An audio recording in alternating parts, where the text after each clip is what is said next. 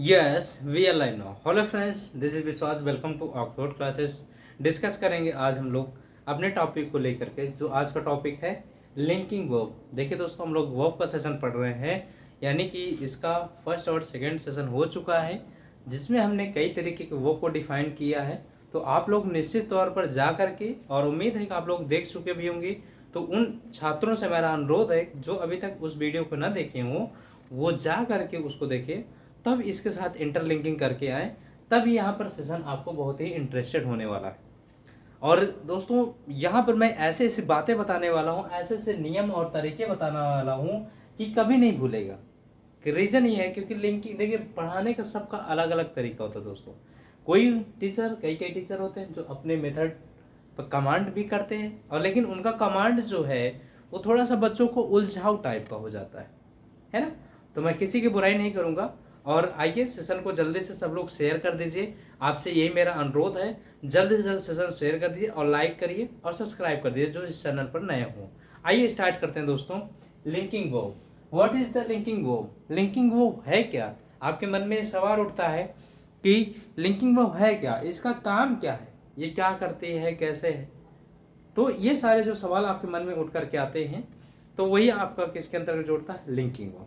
अब linking verb के लिए मैं आपको एक कॉन्सेप्ट दूं, आपको हमेशा कभी नहीं भूलेगा कि लिंकिंग वर्ब जो है ये क्या प्रदर्शित करता है। इसको हम कह सकते हैं शोज। अब क्या शो करता है भाई? क्या शो कर सकता है? The relationship. रिलेशनशिप आप किसके साथ, किसके साथ रिलेशनशिप, किसका बताइए। अब रिलेशनशिप जो बताएगा वो सब्जेक्ट, यानी कि बिटवीन सब्जेक्ट और किसके बीच में? सेंटेंस कॉम्प्लीमेंट, या फिर सब्जेक्ट कॉम्प्लीमेंट कह सकते हैं, सेंटेंस कॉम्प्लीमेंट। कॉम्प्लीमेंट, ध्यान दीजिएगा दोस्तों। कॉम्प्लीमेंट, कॉम्प्लीमेंट की मैं दो स्पेलिंग लिखूंगा जो आपसे करेक्शन में भी पूछता है और आपके फिल इन द ब्लैंक्स में भी पूछता है, सेंटेंस इंप्रूवमेंट में पूछता है। पढ़ने का सबसे अच्छा तरीका होता है सारी बातें एक एक चीजों से इंटरलिंकिंग करके चला जाए। आइए कॉम्प्लीमेंट की चर्चा करें। तो कॉम्प्लीमेंट होते हैं दो आपके,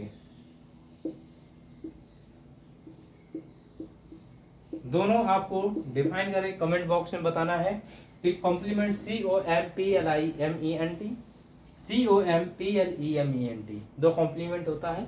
इसका आप लोग एक्सप्लेनेशन है कि नहीं, वो आप कमेंट बॉक्स में दिखाइए, बताइएगा, या फिर हम इसका जिक्र लास्ट सेशन में, यानी कि आपके वीडियो के लास्ट में इसको हम डिस्क्राइब करेंगे। ठीक है दोस्तों, इसका बताएंगे कि इसके मीन्स क्या होता है, इसके मीन्स क्या होता है। आइए चलते हैं, तो बने रहिए अंत तक दोस्तों। ऐसे ही आपको रोमांचक चीज़ें बताई चलेंगी और एक एक कॉन्सेप्ट आपको यहाँ से लिखाया भी जाएगा। और मेरा आपसे ये अनुरोध है दोस्तों कि आप लोग पेन पेपर लेकर के बैठे रहिए, जिससे हर एक पॉइंट नोट डाउन करते रहिए। जैसे कि अभी मैंने इसको बताया, और इसमें क्या दिखाता है? रिलेशनशिप बिटवीन सब्जेक्ट और सेंटेंस कॉम्प्लीमेंट।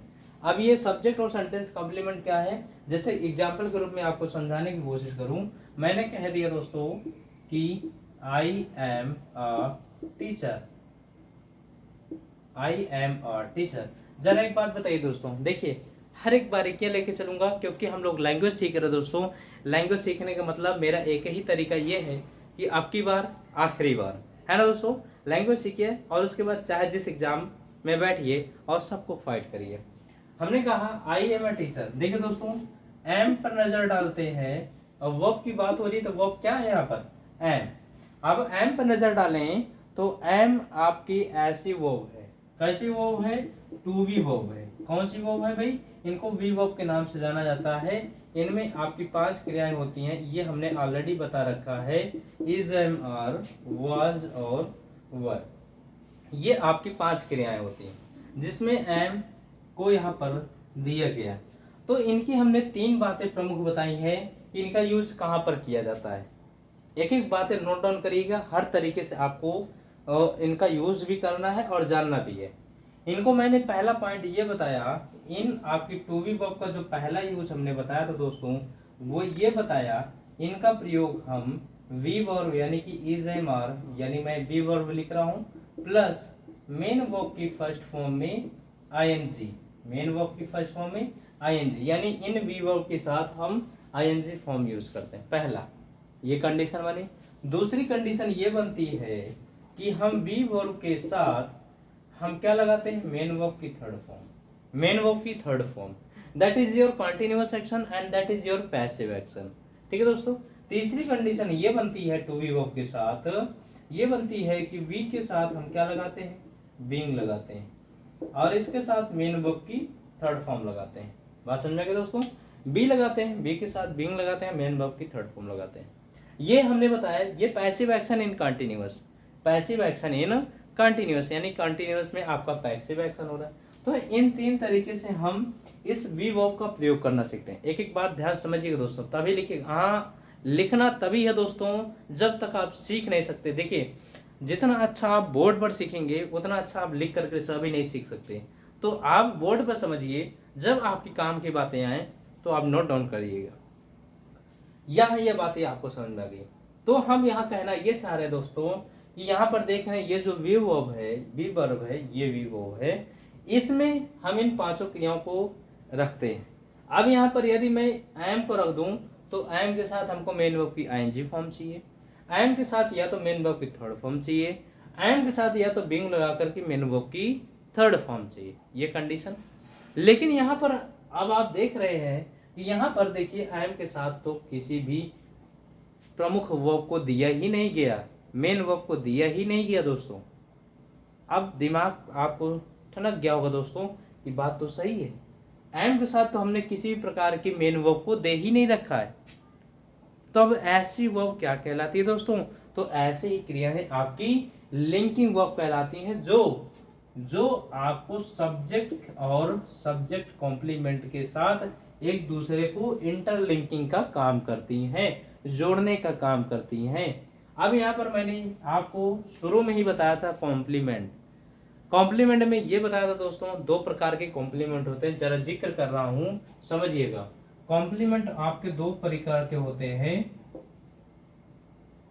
एक कॉम्प्लीमेंट होता है आपका सब्जेक्टिव कॉम्प्लीमेंट होता है, दूसरा आपका होता है ऑब्जेक्टिव कॉम्प्लीमेंट। ऑब्जेक्टिव कॉम्प्लीमेंट, ये दो प्रकार के कॉम्प्लीमेंट होते हैं। अब यहाँ पर सब्जेक्ट को क्वालिफाई करने वाले कॉम्प्लीमेंट को सब्जेक्टिव कॉम्प्लीमेंट कहा जाता है।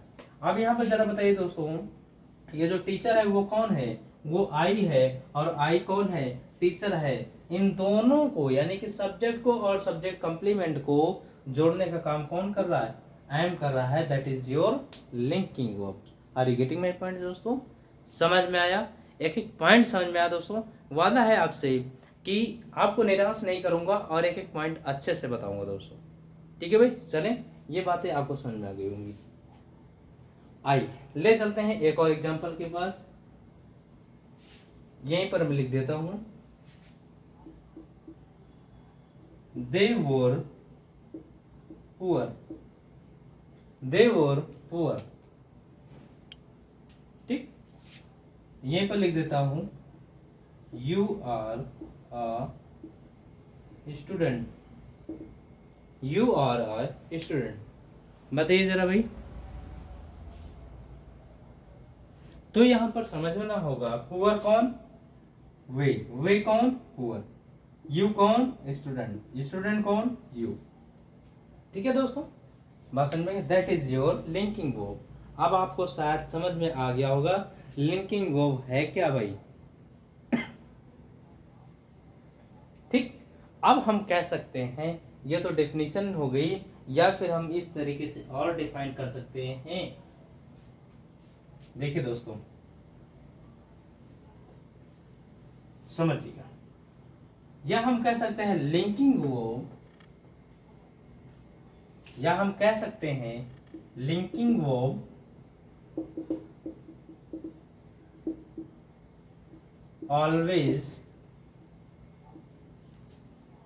always followed by noun, pronoun, adjective। ध्यान दीजिएगा, नाउन, प्रोनाउन, एडजेक्टिव। ध्यान दीजिएगा, ए और जे के बीच में डी की साउंड नहीं पड़ा जाता दोस्तों। क्या होता है, एडजेक्टिव, ए और जे के बीच का जो डी साउंड होता है वो साइलेंट होता है, वो क्या होता है? एडजेक्टिव। हमारे साथ बोलिए, एडजेक्टिव। हाँ, फिर से बोलिए, एडजेक्टिव। है कि नहीं दोस्तों? तो ये क्या है? एडजेक्टिव है ना, डी साउंड साइलेंट होता है। ठीक। और पार्टिसिपल, पार्टिसिपल, ठीक है दोस्तों। तो लिंकिंग वो always followed by noun, pronoun, adjective, participle. ठीक है दोस्तों, इनको क्या कर सकता है? फॉलो करता है। बात समझ में आ गई दोस्तों? ठीक।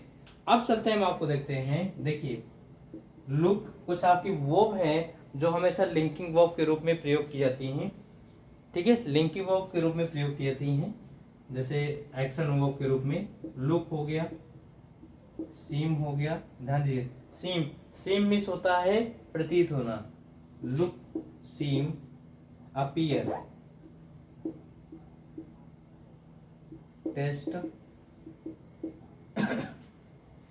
Feel, smell, taste, feel, smell.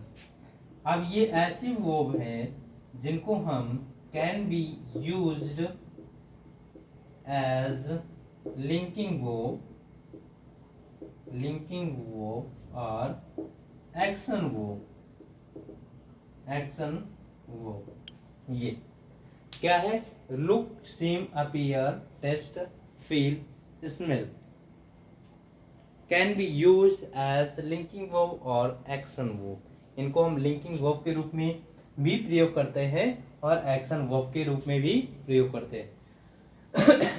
ठीक है दोस्तों, चलिए भाई आगे इनको नोट डाउन कर लीजिएगा। ये ऐसी वर्ब है, ये आपसे पूछा जाता है कभी कभी, तो can be used as a linking verb और एक्शन वर्ब। ठीक है, ये बात समझ में आ गई। अब हम ले चलते हैं, आपको दो कहानी और बताएंगे दोस्तों, फाइनाइट और नॉन फाइनाइट वर्ब की। इनका जिक्र हम थोड़ा सा यहाँ करेंगे, फिर इनका सेशन ही बहुत बड़ा होने वाला है, क्योंकि आपकी जो नॉन फाइनाइट वर्ब है वो बहुत ही क्रियात्मक और रचनात्मक क्रियाएं होती हैं, जिनका समझना बहुत ही महत्वपूर्ण है। देखिए दोस्तों, हमने कहा कि फाइनाइट और non finite verb, finite, non finite verbs. ठीक है दोस्तों, फाइनाइट और नॉन फाइनाइट वर्ब। अब ये कैसी वर्ब्स है? ये कैसी वर्ब्स है? Finite and non finite verb. ठीक, तो समझिएगा दोस्तों, फाइनाइट वर्ब क्या है? Finite verb,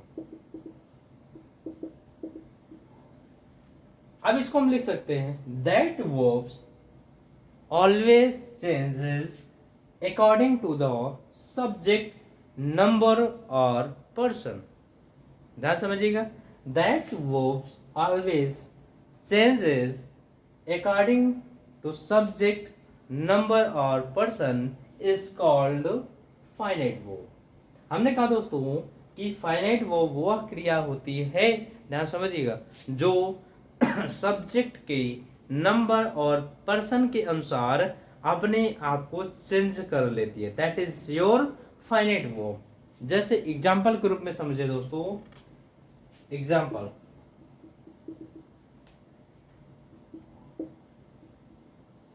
Shyam looks, Shyam looks, या हम कह दें ही गोज।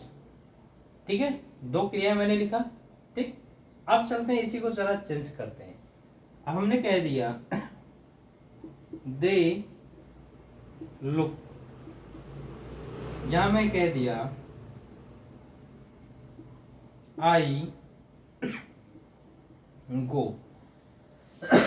सॉरी, देखिए दोस्तों, ये बताइए भाई, Shyam looks, he goes, they look, I go. ठीक, अब इसको एग्जांपल और देते हैं, they go to school, they go to school. तो इसमें जरा आपको समझना होगा दोस्तों, हमने यहां पर देखिए सब्जेक्ट, हमने क्या कहा, फाइनाइट वर्ब ऐसी वर्ब है जो सब्जेक्ट के नंबर और पर्सन के अनुसार अपने आप को चेंज कर ले। ये सब्जेक्ट का नंबर और पर्सन जरा बताइए। नंबर सब्जेक्ट क्या है, सिंगुलर, क्या है, सिंगुलर। पर्सन क्या है, थर्ड पर्सन, यानी थर्ड पर्सन सिंगुलर नंबर का ये जो सब्जेक्ट है, तो आपको आने वाली क्रिया सिंगुलर नंबर में ही चाहिए, तो क्या हो गया, लुक्स। ही क्या है भाई, प्रोनाउन है, कैसा, सिंगुलर नंबर का, थर्ड पर्सन का, तो सिंगुलर नंबर में आपकी क्रिया चाहिए। वही क्रिया देखिए लुक्स यहाँ पर था, यहाँ पर देखिए वही क्रिया लुक्स नहीं लुक के रूप में प्रयोग की गई है, because we use the subject of plural. हमने सब्जेक्ट कैसा यूज किया है, प्लूरल, इसलिए सब्जेक्ट के नंबर और पर्सन के अनुसार, क्योंकि ये कैसा नंबर हो गया, प्लूरल नंबर। और जब प्लूरल नंबर हो गया तो आने वाली वो भी कैसी होगी, प्लूरल होगी। उम्मीद है ये बात आपको समझ में आई होगी। आई गो, दे, देखिए सब्जेक्ट क्या है, प्लूरल है, इसलिए क्या लगा, गो लगा। उम्मीद है ये बात आपको समझ में आई होगी दोस्तों। चले चलते हैं, नोट डाउन कर लीजिएगा जो डेफिनेशन उन्होंने बताया। अगर एक बार में न समझ में आए तो वीडियो को पॉज करके या बैक करके आप लोग देखिएगा जरूर। मैं आपसे यही कहूंगा दोस्तों, अगर कोई चीज सीखना है तो उसको बार बार सीखिए, बार बार प्रैक्टिस करिए, नियम और सारी चीजों को जानना है तो आप बार बार उसको रिवाइज करिए। और रिवाइज करने का सबसे अच्छा माध्यम है वीडियो को आप बार बार देखेंगे तो सारी चीजें अपने आप कंठस्थ होती जाएंगी। तो मेरा उन छात्रों से अनुरोध है जो चैनल पर नए हो वो प्लीज़ लाइक शेयर करें दोस्तों, और मैक्सिमम बच्चों को जोड़ने की कोशिश करें। और अभी तक जो चैनल को सब्सक्राइब ना किए हों प्लीज़ आप लोग सब्सक्राइब कर दें दोस्तों, क्योंकि आप लोगों का मोटिवेशन ही हमारा मोटिवेशन होता है। आप लोगों की वजह से हम लोग हैं दोस्तों।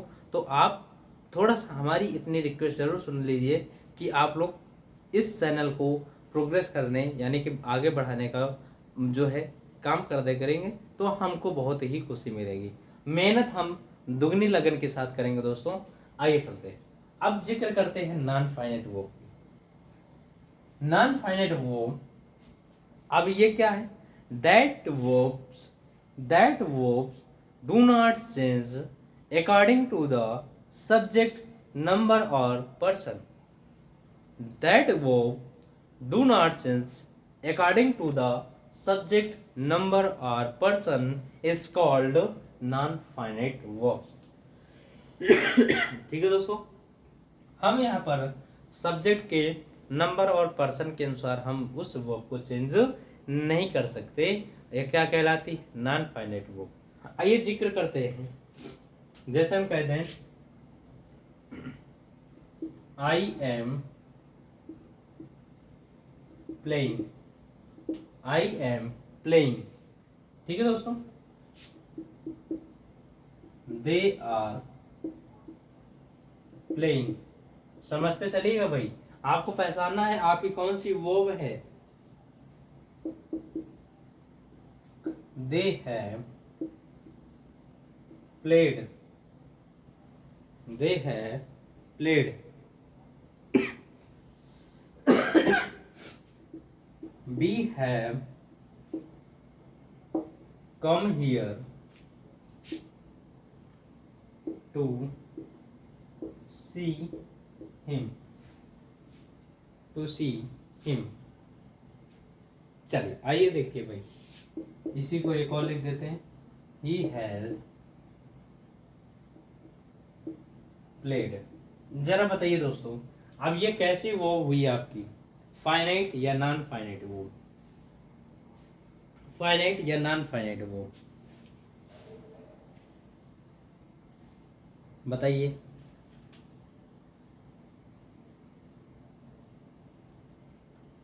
तो देखिए दोस्तों समझिएगा, हमने कहा कि ऐसी वर्ब जो सब्जेक्ट के नंबर और पर्सन के अनुसार अपने रूप को चेंज ना करे, that is your finite verb. अब यहां पर समझिए, आई के सब्जेक्ट और नंबर पर्सन के अनुसार कौन बदला है, इसके साथ आने वाले जो ये मेन वर्ब यानी कि मेन वर्ब की आईएनजी फॉर्म जिसको हम कहते हैं जीरेंड, क्या ये चेंज हुआ? नहीं चेंज हुआ। बात को यहाँ समझते हैं, इसको लेकर के यहाँ समझते हैं। अब यहाँ पर देखिए सब्जेक्ट के नंबर और पर्सन के अनुसार ये वर्ब आपकी चेंज हो गई।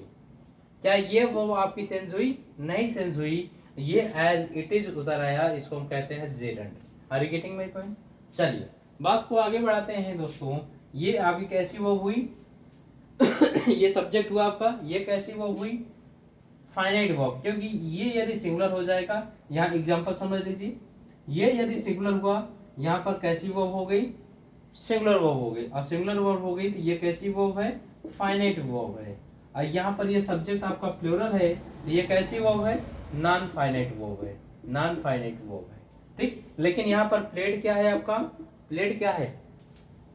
प्लेड क्या है आपकी? नॉन फाइनाइट, सॉरी ये कैसी वर्ब है? फाइनाइट वर्ब है, ये आपकी नॉन फाइनाइट वर्ब है। ठीक है भाई, हाँ भाई ये फाइनाइट वर्ब है, ठीक है ना, समझे? चलिए ये कैसी वर्ब है? ये भी आपकी कैसी वर्ब है? Non finite verb.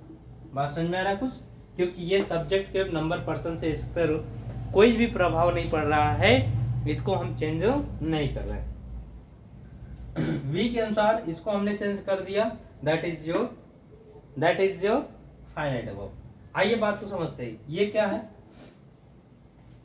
ये क्या है बताइए भाई?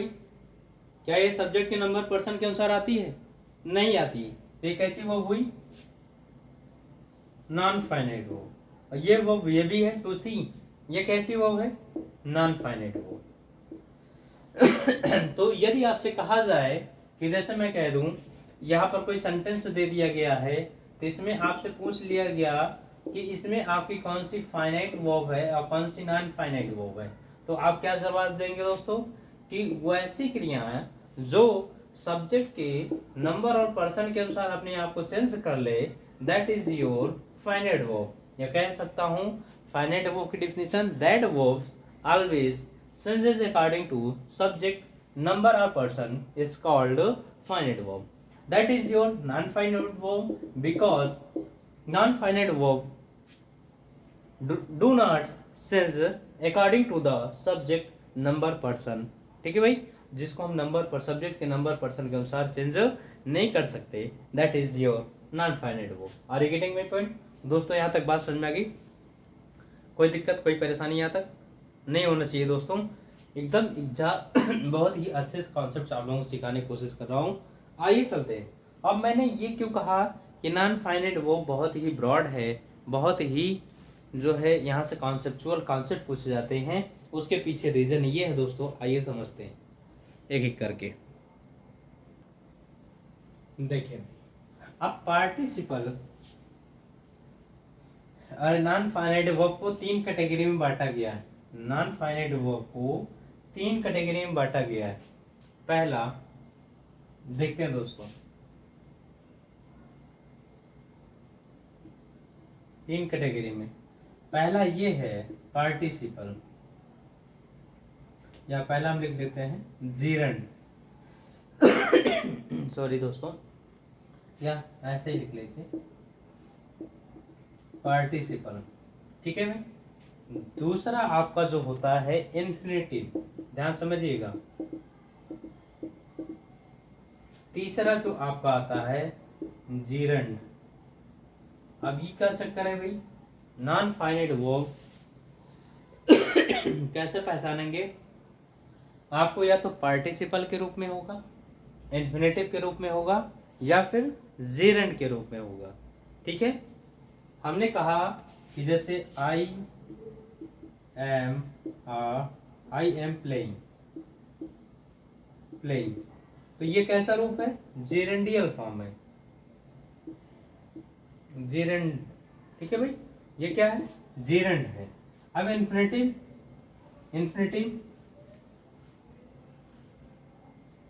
जैसे हमने कहा we have come here, we have come here to see him. अब ये क्या है? आपका इन्फिनेटिव है। ये क्या है? यहाँ पर इन्फिनेटिव है, that is your non finite verb. Participle क्या है? पार्टिसिपल को कैटेगराइज किया जाता है तीन तरीके से। इसमें आपके तीन पार्टिसिपल पूछे जाते हैं, ध्यान समझिएगा दोस्तों। एक आता है आपसे प्रेजेंट पार्टिसिपल, प्रेजेंट पार्टिसिपल। एक आपसे पूछा जाता है पास्ट पार्टिसिपल, एक आपसे पूछा जाता है परफेक्ट पार्टिसिपल, परफेक्ट पार्टिसिपल। ये तीन तरीके से आपसे पार्टिसिपल पूछे जाते हैं दोस्तों। बात समझ में आ रहा है कुछ? कुछ बात आ रही है? तो पार्टिसिपल आपके तीन तरीके से, प्रेजेंट, पास्ट और परफेक्ट पार्टिसिपल। यदि प्रेजेंट पार्टिसिपल की बात करूं, अभी मैं चर्चा सारी चीजों को करूंगा। देखिए ये इन्फिनेटिव है, जेरंड है, ठीक है, ध्यान समझिएगा।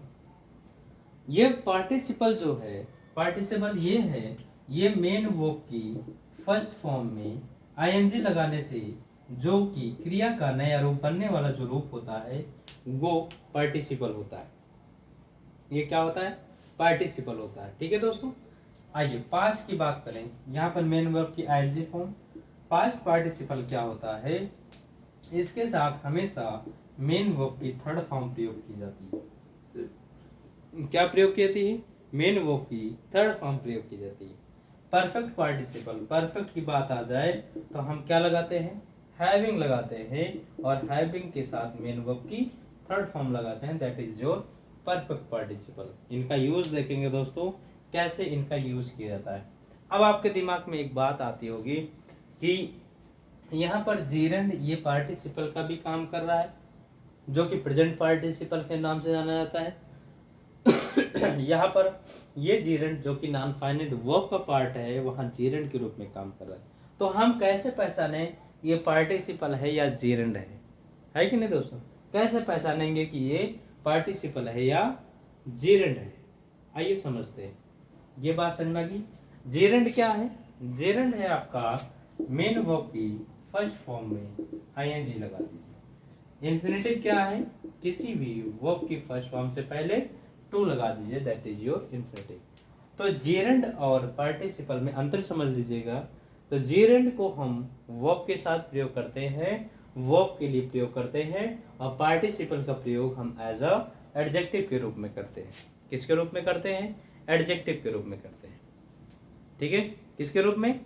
एडजेक्टिव। देखिए ये मैं आप लोगों से बुलवाना चाह रहा था दोस्तों, लेकिन आप लोग एकदम बेहुदा हो दोस्तों, कि अभी जस्ट मैंने बताया ए और जे के बीच का साउंड डी को हमेशा साइलेंट रखा जाता है, एडजेक्टिव होता है।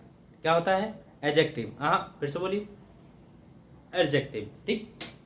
चलिए दोस्तों आइए डिस्कस करते हैं। अब एक एक पार्ट लेके चलते हैं। प्रेजेंट पार्टिसिपल, ध्यान समझिएगा दोस्तों, बहुत ही अच्छा कॉन्सेप्ट है। यहाँ पर मैं आपको देने वाला हूँ दोस्तों एक ही कॉन्सेप्ट, क्योंकि ये नॉन फाइनाइट वो भी ऐसा आपका चैप्टर है जो कि आपको अलग से पढ़ाया जाता है, नॉन फाइनाइट वो तो आपके लेकिन वर्ब से ही कोरिलेट होता है, तो इसी में आपको पढ़ाया जाता है दोस्तों। आइए देखते हैं। यदि हम बात करें प्रेजेंट पार्टिसिपल की,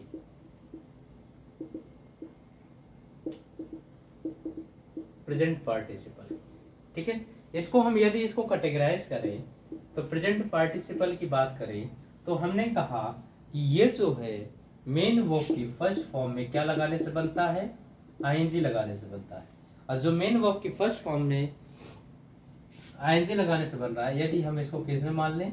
इसको दो फॉर्म में मानते हैं, एक एक्टिव वॉइस में हो गया, एक आपका पैसिव वॉइस में। किस में हो गया? पैसिव वॉइस में, ठीक है भाई।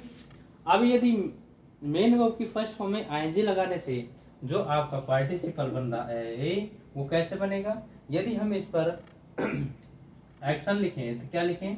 राइटिंग, रीडिंग, वॉशिंग, सीइंग, ठीक है, eating, that is your active action. ये क्या है भाई? एक्टिव एक्शन है। बात समझ में आ रही है कुछ? यदि इसके पैसिव की बात करें तो याद करिए हमने यही कहानी आपको टू बी वर्ब के साथ बताई है। अब जब इसको हम पैसिव एक्शन बनाएंगे जेरंड फॉर्म में, आप पैसे में भी जब पढ़ेंगे तो वहां पर ये बताऊंगा भी कि जेरंड फॉर्म में ये जो वी वर्ब होती है इसके साथ हम आईएनजी यूज करते हैं और मेन वर्ब की थर्ड फॉर्म लगाते हैं। यानी इसको कहने का मतलब हम क्या बनाते हैं, बीइंग लगाते हैं और बीइंग के साथ मेन वर्ब की थर्ड फॉर्म का प्रयोग करते हैं। That is your passive action. ठीक, ये बीइंग प्लस मेन वर्ब की थर्ड फॉर्म लग करके आएगा, वो किसके अंतर्गत होगा, पार्टिसिपल के अंतर्गत होगा। कैसा पार्टिसिपल, प्रेजेंट पार्टिसिपल होगा। ठीक है, जैसे इसको एग्जांपल बीइंग रिटन, क्या हो जाएगा, बीइंग रिटन। अब इसकी बात करें तो बीइंग रेड, बीइंग वॉच्ड। ठीक है,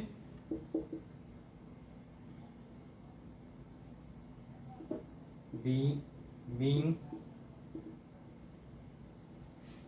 एट ईटन। ये ठीक है दोस्तों, यहां तक बात समझ में आ गई भाई? कोई दिक्कत, कोई परेशानी यहां तक? चले एग्जाम्पल के रूप में समझते हैं, एग्जाम्पल के रूप में समझते हैं। आइए, ये आपको क्या लग रहा है, कंटीन्यूअस एक्शन। अब देखते हैं कंटीन्यूअस एक्शन में किस तरीके से पार्टिसिपल का प्रयोग किया जाता है। ठीक, तो हम इसका यूज देखते हैं। Use number first, use number first, use number first ये कह रहा है कि कंटीन्यूअस टेंस में प्रेजेंट पार्टिसिपल का प्रयोग किया जाता है। अब हमने क्या कहा, कंटीन्यूअस टेंस में, कंटीन्यूअस टेंस में प्रेजेंट पार्टिसिपल का प्रयोग किया जाता है, किया जाता है ये कंटीन्यूअस टेंस में। अब कंटीन्यूअस टेंस कहने का मतलब ये है, example Ram and Shyam are writing, Ram and Shyam are writing. अब ये क्या है भाई, ये बताइए जरा। तो यहां पर देख रहे हैं आप लोग कि आर राइटिंग। अब राइटिंग क्या है आपका, ये आईएनजी फॉर्म है, और आईएनजी फॉर्म क्या है भाई, एक्टिव वॉइस में है, आर राइटिंग। कोई दिक्कत, कोई परेशानी यहां तक भाई किसी को, जरा बताइए।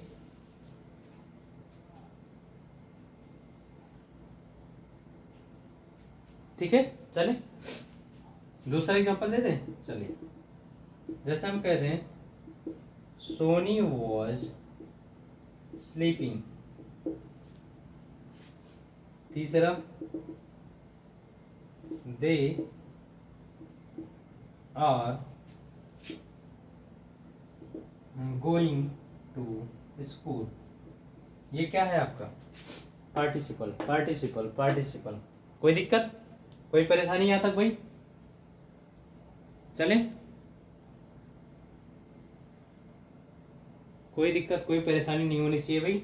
ये आपको कॉन्सेप्ट समझ में आया होगा, ठीक है ना?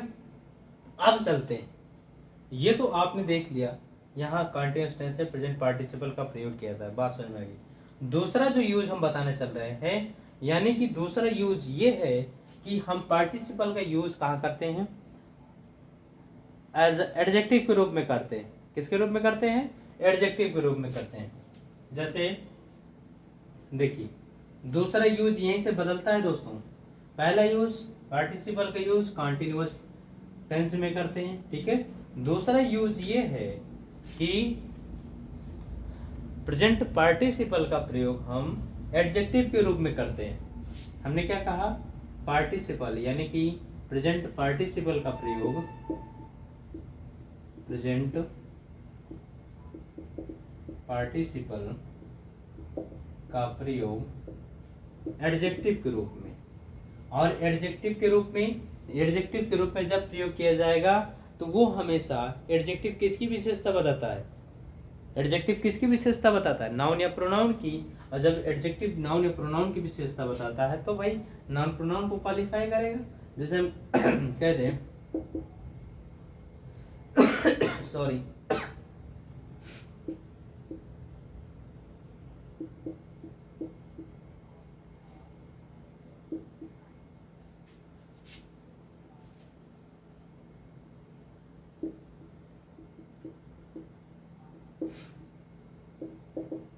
जरा इसको सॉल्व करिए भाई, इसको बताइए, आप लोग बताइए भाई, बहुत अच्छे से बताइए।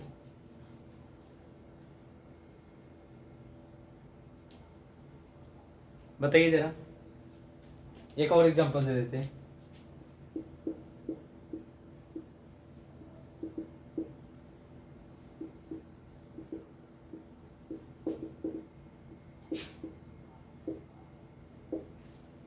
बताइए भाई।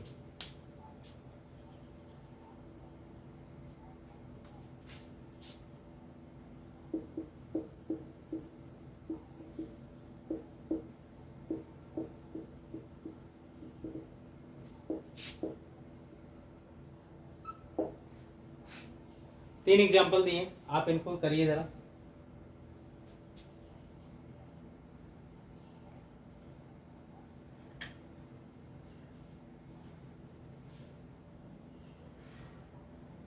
समझ में आया दोस्तों? आइए बताते हैं। यहां पर देखिए, float clouds look very pretty. Float clouds, float cloud तैरता बादल नहीं, तैरते हुए बादल। क्या?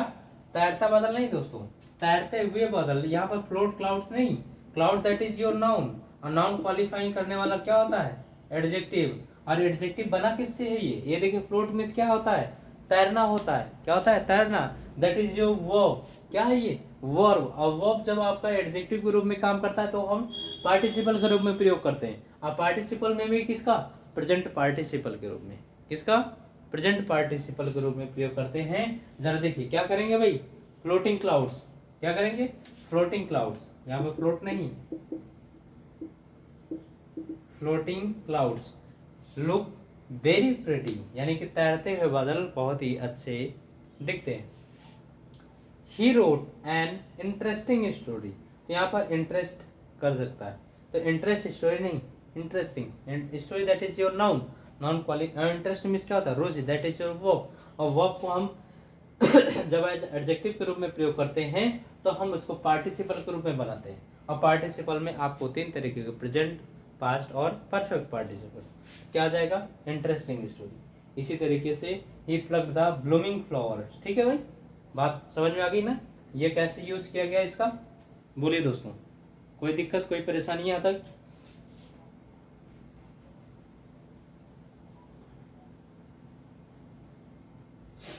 चले चलते हैं। आइए नेक्स्ट जो टॉपिक ले चलते हैं दोस्तों। टॉपिक मतलब क्या? इसी में use number third, use number third समझिएगा।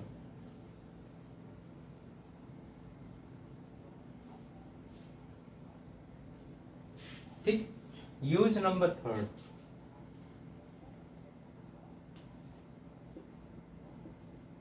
आपने दो यूज देखा। पहला यूज आपने देखा कि जो है प्रेजेंट पार्टिसिपल का प्रयोग कॉन्टिन्यूअस टेंस में करते हैं।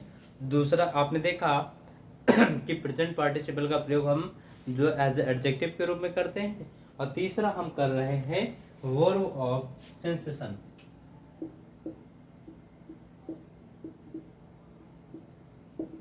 Verb of sensation. ठीक, अब ये वर्ब ऑफ सेंसेशन क्या है? जो आपके सेंस से संबंधित होता है। सेंस से कैसे? जैसे कि आपके जो है देखना, सुनना, है कि नहीं, ये अभी क्या है? स्मेल हो गया, टेस्ट हो गया। ये आपकी ऐसी वर्ब है जिसमें आपके कोई योगदान नहीं होता, फिर भी ऐसी क्रियाएं होती हैं। ठीक है, तो हम लिख सकते हैं हियर।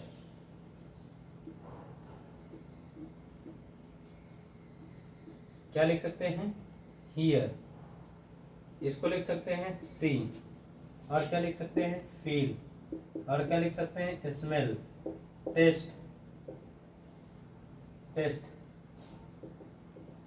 ठीक है, hear, see, feel, smell, test.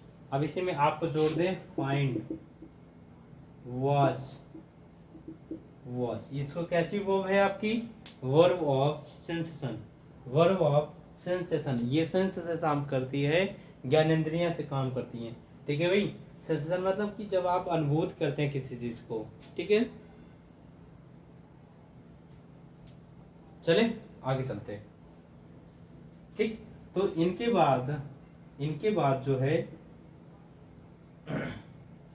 ठीक, जो ऑब्जेक्ट कॉम्प्लीमेंट आता है ध्यान समझिएगा दोस्तों सॉरी भाई, इसमें थोड़ा सा अस्वस्थ चल रहा हूँ, लेकिन फिर भी आप लोगों को क्लास जो है मिस नहीं करना चाहता दोस्तों। तो देख लीजिए, ये आपकी ऐसी वर्ब है, hear, see, feel, smell, taste, find, watch. मस्त है, इन वर्ब को आप जानते रहिए। यदि ऑब्जेक्ट इनके बाद जो है कोई ऑब्जेक्ट कॉम्प्लीमेंट आ जाए, क्या आ जाए, ऑब्जेक्ट कॉम्प्लीमेंट, ठीक है। अब ऑब्जेक्ट कॉम्प्लीमेंट शुरू में मैंने बताया कॉम्प्लीमेंट क्या होते हैं। ऑब्जेक्ट कॉम्प्लीमेंट के रूप में हमेशा, ऑब्जेक्ट कॉम्प्लीमेंट रूप में हमेशा हमेशा प्रेजेंट पार्टिसिपल का प्रयोग किया जाता है।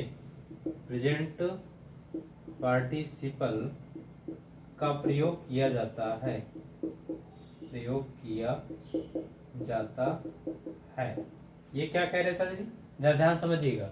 हमने कहा ये जो आपकी वर्ब ऑफ सेंसेशन है, hear, see, feel, smell, taste, find, watch, ठीक, के बाद ऑब्जेक्ट कॉम्प्लीमेंट के रूप में हमेशा प्रेजेंट पार्टिसिपल का प्रयोग किया जाता है, ठीक है ना। ऑब्जेक्ट कॉम्प्लीमेंट के रूप में हमेशा प्रेजेंट पार्टिसिपल का भी प्रयोग किया जाता है, ठीक। चलिए देखिए, जैसे हम कह दें we saw her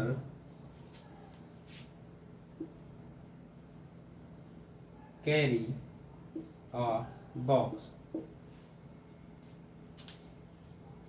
we saw her carry a box. जरा सही करिए भाई, बताइए जरा।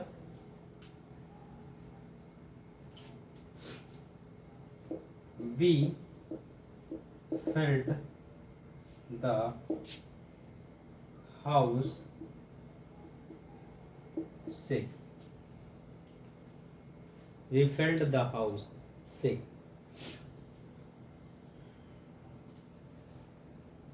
बात समझ में आ रही कुछ। तो हमने कहा दोस्तों ये वर्ब ऑफ सेंसेशन है। हमने देखा भाई, आप ना चाह करके भी देख सकते हैं। अब ये फेल्ड, अब क्या है, से हिलते हुए मैंने घर को क्या किया, अब देखेगा तो है नहीं महसूस करेगा, महसूस किया। तो यहाँ पर देखिए दोस्तों, ये आपका सब्जेक्ट है, ये वर्ब है, ये क्या है, ऑब्जेक्ट है, क्या है, ऑब्जेक्ट है। और हमने कहा ऑब्जेक्ट कॉम्प्लीमेंट, ऑब्जेक्ट कॉम्प्लीमेंट क्या है भाई, जरा बात को समझिए। वी सा व्हाट, मैंने क्या देखा भाई, carry a box, carry a box, box को ले जाते हुए, हुम, कौन ले जा रहा था, हर। तो ये हर क्या है यहाँ पर, हर, ये बॉक्स कौन ले जा रहा है, ये ले जा रहा है कि नहीं। जब ये ले जा रहा है तो यहाँ पर एक कैसा ऑब्जेक्ट है, ऑब्जेक्ट कौन सा काम कर रहा है, बॉक्स को ले जाने का काम कर रहा है। तो that is your objective complement. यहाँ समझिए, वी फिल्ड द हाउस सेक, हिल कौन रहा है, हिल कौन रहा है, house, that is your object. Object ये क्या, हाउस कैसा काम कर रहा है, से कर रहा है, हिल रहा है। जब हिल रहा है that is your objective complement. और जब ऑब्जेक्टिव कॉम्प्लीमेंट के रूप में प्रयोग किया गया है तो हम हमेशा प्रेजेंट पार्टिसिपल के रूप में प्रयोग करते हैं। इनका हम ऑब्जेक्टिव कॉम्प्लीमेंट के रूप में हमेशा प्रेजेंट पार्टिसिपल का प्रयोग किया जाता है। तो यहाँ पर कैरी नहीं, क्या हो जाएगा, कैरिंग। यहाँ पर बी फिल्ड द हाउस सेक नहीं, सेकिंग, सेकिंग। उम्मीद है ये चीजें आपको पसंद आए होंगे दोस्तों, बताइए जरा भाई। चले भाई, ये उम्मीद है समझ में आ गया होगा। अब ले चलते हैं लास्ट पार्ट, आज के सेशन का लास्ट पार्ट।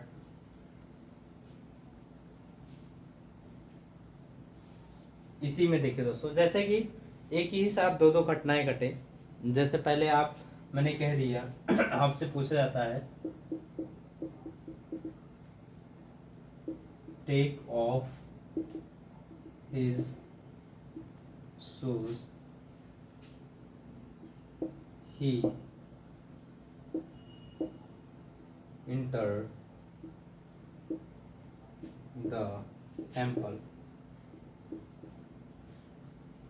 बताइए जरा भाई, take off his shoes he enter the temple. तो यहाँ पर देखिए, एक घटना के दौरान दूसरी घटना हो, हमने क्या कहा सॉरी, जब एक ही कर्ता के द्वारा जो दो दो काम किए जाए, एक ही कर्ता के द्वारा दो दो काम किए जाए, ठीक है भाई, बात समझ में आई ना। मैंने कहा कि एक ही कर्ता के द्वारा जब दो दो काम किए जाए, यानी एक काम के बाद दूसरा काम हो, तो वहां पर हम पार्टिसिपल का यूज करते हैं, प्रेजेंट पार्टिसिपल का। जरा समझिए, वो जूता निकाला और मंदिर में प्रवेश किया, पहले जूता निकालेगा तब प्रवेश करेगा, है कि नहीं। तो जूता निकालेगा दोस्तों, तो यहाँ पर एक, और जूता निकालने का काम कौन कर रहा है, ही टेक्स ऑफ हिज शूज, है कि नहीं। यही जूता वो निकालेगा, ये प्रवेश करेगा, तो एक ही एक्शन कर रहा, एक्शन करने, दो एक्शन करने वाला कौन है, एक ही सब्जेक्ट है। जब एक ही सब्जेक्ट है तो ध्यान दीजिएगा दोस्तों, हमने कहा कि एक बात शुरू में ही बताया था, जब आपके एक्शन वो, यानी कि जब आपका डबल पार्ट्स ऑफ स्पीच जो जीरेंड और इन्फिनेटिव होते हैं, वो यदि वाक्य के शुरू में आते हैं और सब्जेक्ट का भी काम करते हैं, हमेशा उनको जीरेंड फॉर्म में रखा जाता है। यहाँ पर ये पार्टिसिपल के रूप में होगा, टेकिंग ऑफ हिज शूज, ठीक है ना भाई, taking of his shoes he enter the temple. बात समझ में आ गई। यहाँ पर ये लिखेंगे, ठीक। आइए हम उस वर्ड को बताते हैं, जैसे हमने कहा था कॉम्प्लीमेंट, ये एक वर्ड लिखा था और एक वर्ड था कॉम्प्लीमेंट, दोनों में डिफाइन कर लीजिए। यहाँ पर ई लगा हुआ है, यहाँ पर आई है। जो कॉम्प्लीमेंट ई लग करके आता है, ये किसी चीज को कंप्लीट करने का काम करता है, जिसको हम पूरक कहते हैं। ये कॉम्प्लीमेंट होता है बधाई देना, ऑस्पिशियस, बधाई देना, ठीक है दोस्तों। दोनों वर्ड नोट कर लीजिएगा।